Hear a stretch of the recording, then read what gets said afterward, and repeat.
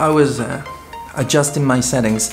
First of all, what's up guys, Dan Furlani here and welcome back to a new video. If you're new to this channel, the first thing you need to know is that I make videos about cameras and gear, vlogs and other stuff, mostly using the Canon EOS R, the Canon 90D and the Canon 90D. If you don't want to miss any of my future videos, subscribe and activate the notification bell. That way you make sure that when I post a new video, you'll get a notification. Today I'm using the Canon 90D here in my studio / office / gym. I do everything in this room. And I would like to show you how to make your studio shots look more pro. Right now I'm using the Canon 90D with the 10 to 18mm, which is very wide as you can see. And I'm relying on window light only. And as you can probably see, you probably noticed, the light changes every 2 seconds. So it's not really reliable. How can we improve the quality of this shot for your interviews or talking heads or anything you might want to do in your studio? Well, first of all, we should adjust the framing. There is way too much in frame. So let's pass from 10mm, that on a crop sensor camera equals to a 16. We go to something like this, like 18. That corresponds to a 28-ish. We adjust it a little bit, more or less. Okay, so it's better than it was before. What do you think? Well, it doesn't look really pro. It's not just about the light. Mostly it's about the light, but that's not it. Because as you can see, the background, it's not really blurred, you know? Most of the times, in order to get a pro effect, you want your background to be a little bit more blurred. Maybe not too much, unless you're shooting a movie scene or something like that, but you want some blur in the background. So first thing to do, we switch lens. I'm gonna use the 24mm f2.8 EFS lens, the pancake lens. 1 second.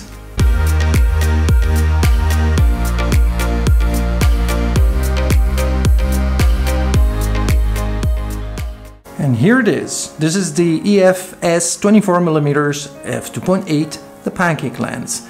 But wait a minute, there's much light, as you can see, but why there's no blurry background? Not even a little bit. I mean, just a tiny little bit. Because I kept the same settings that I was using with the previous lens, like that I was using, the 10 to 18mm, which was f4.5 when at 10mm and then f5.6. The ISO, it's currently at 2500. So too much ISO and such a tight aperture. This lens goes down to f2.8. Let's see if I put the ISO to 100.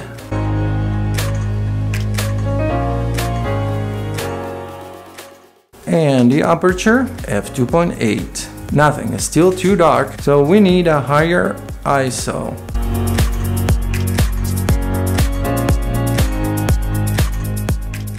And here it is, ISO 1000, and I believe it's properly exposed. And we get a little bit of shallow depth of field. I mean, definitely better than what we get with the 10 to 18mm.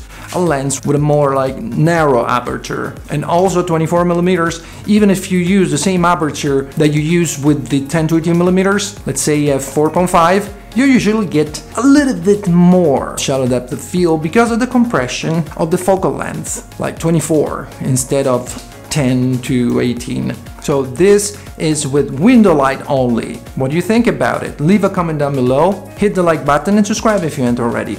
And check the links in the description to see all my gear stuff and things, my gear. And check the link to Epidemic Sound if you want some awesome music and great sound effects that you can use in your videos for free for 1 month, just if you click on the link. The problem with window light is that even if you're lucky, you have a very big window and there's so much light coming through, it's not reliable. If the sky is cloudy or if it's raining, chances are the light would change every 2 minutes. But even if it's sunny, the sun moves around. For your studio shots, you need something that you can control, something more reliable, like studio lights. Where do you start? Well, the first thing I would get is definitely a SOFTBOX. It doesn't matter if it's a very expensive one with a very expensive light or a cheap one. The most important thing, you do the first step.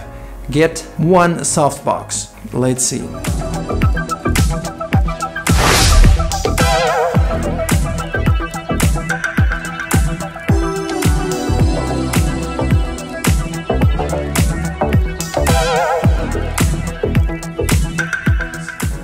now I'm using my softbox, and as you can see, I have more control on the light, on the scene. I was able to set the ISO to 100, and of course shutter speed 1/50th of a second, and aperture f2.8.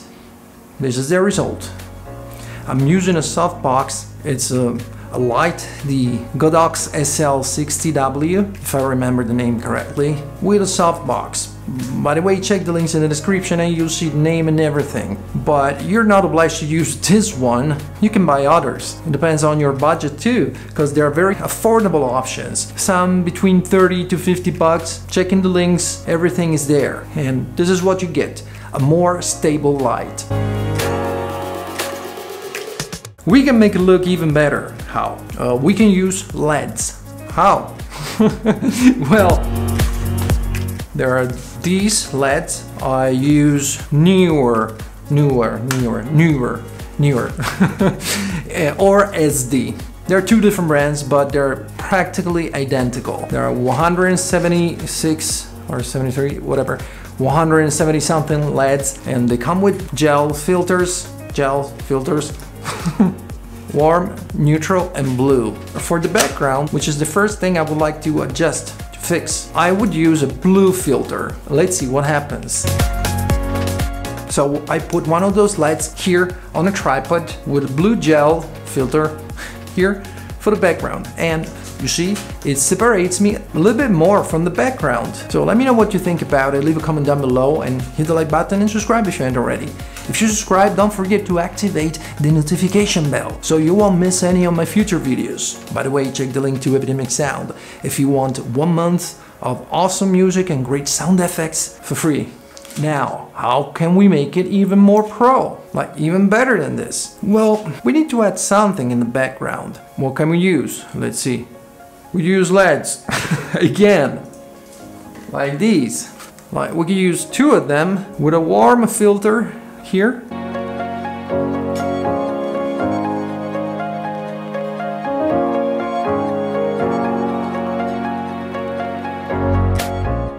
And here it is. Now using my softbox and 3 LEDs, 1 in the background with the blue filter and 2 on the shelves here. What do you think about it? Okay, now we can make it look even more pro. How? With another LED. And where do we put it? Well, I'll tell you quickly that this light coming from the softbox, from the Godox, technically is my key light, the main light. And the light I'm going to introduce right now, another LED, I'm gonna put it right up there to separate me even farther from the background, highlighting my outlines from behind and my hair. That's why it's usually called hair light. 1 second. And here it is. Again, leave a comment down below. I want to hear from you. Your opinion matters. This is the result we get when you use these things in your studio. If we talk about prices, how much do you have to spend? Because you're not obliged to buy this Godox light and the softbox separately. It depends on your budget. There are many affordable options. Just check in the links down below, because there is also a link to some other lights like NEEWER or SD, and they're not bad at all. So we're talking about 50 to 100 bucks, something like that, not more. Plus the LEDs, each one of them cost around 30 bucks. So with an expense of 200, 250, you can get a result like this, which looks so much more pro than it looked when I started the video with a different lens and without lights. Using these lights, this is the difference. Like from this to this. All right. This is all I wanted to talk about and show you today, and I really hope you enjoyed this video. If you did, smash the like button, subscribe if you haven't already, and I'll see you guys in the next video.